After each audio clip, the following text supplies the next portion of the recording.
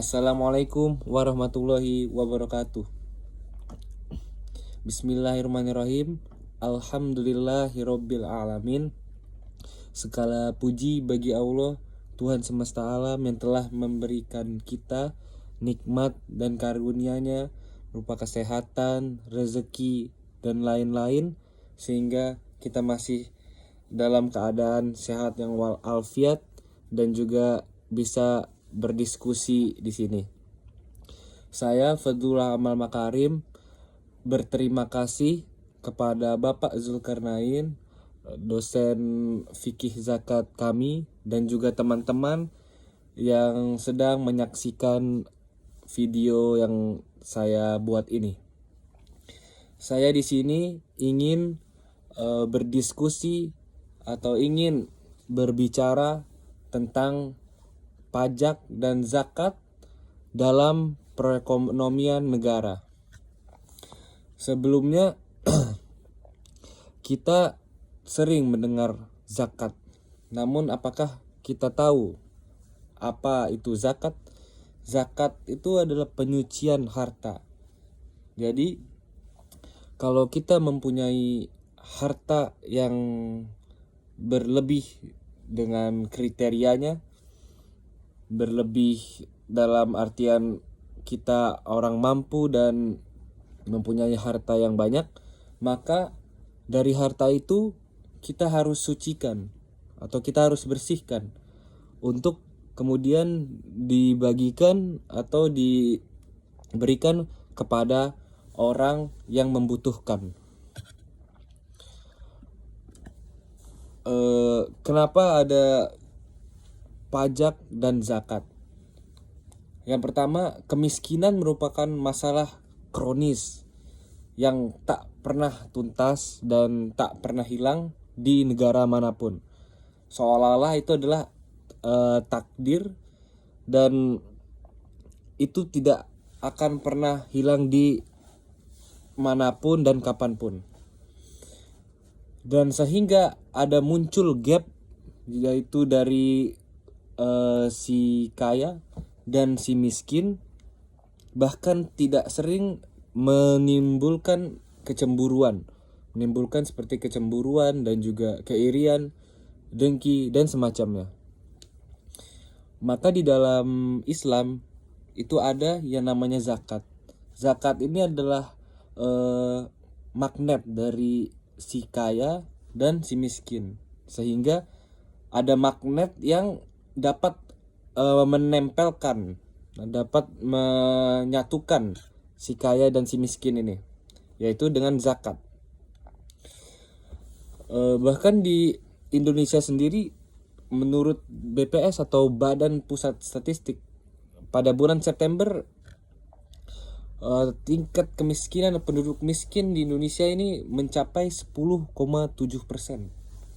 Itu adalah angka yang dapat dibilang fantastis atau banyak kalau kita bisa hitung dari total penduduk Indonesia itu sendiri.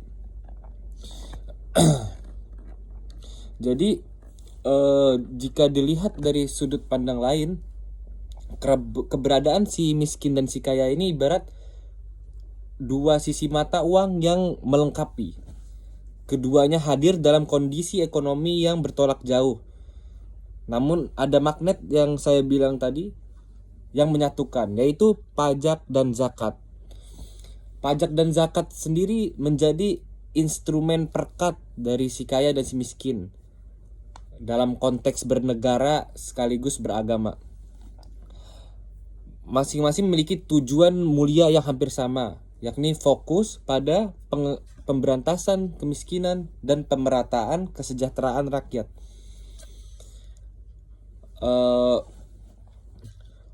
Sekarang ini banyak sekali orang-orang yang tertolong karena zakat, termasuk negara ini sendiri. Negara Indonesia ini mayoritasnya adalah kaum muslim, sehingga banyak kaum muslim yang mempunyai harta yang banyak atau kaya memberikan zakatnya kepada yang membutuhkan.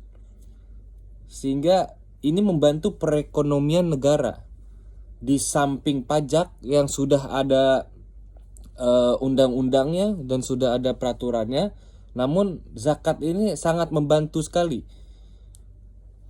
Kaum muslim memberikan zakat dan pajak tentu dengan cara yang berbeda, namun niatnya sama, untuk membantu perekonomian negara.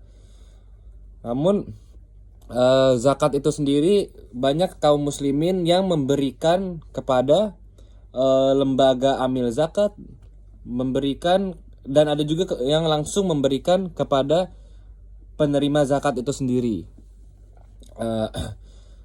Jadi kenapa kita harus membayar zakat? Itu karena zakat adalah wajib untuk orang-orang yang memang harus mengeluarkan itu, harus mengeluarkan zakat itu. Karena ini untuk pemerataan dari ekonomi di negara ini. Kita bayangkan jika orang-orang yang sangat kaya, yang hartanya berlimpah, namun tidak pernah berzakat. Bayangkan jika semua orang itu tidak berzakat. Pasti orang-orang yang ada di negara ini sangat kesulitan.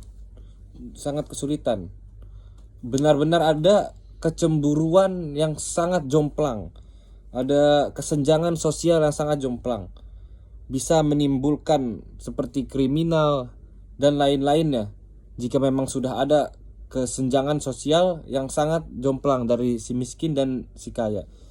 Namun karena ada zakat ini yang membantu perekonomian negara, membantu uang negara juga untuk membantu memberantas kemiskinan dan memberantas yang lain-lainnya.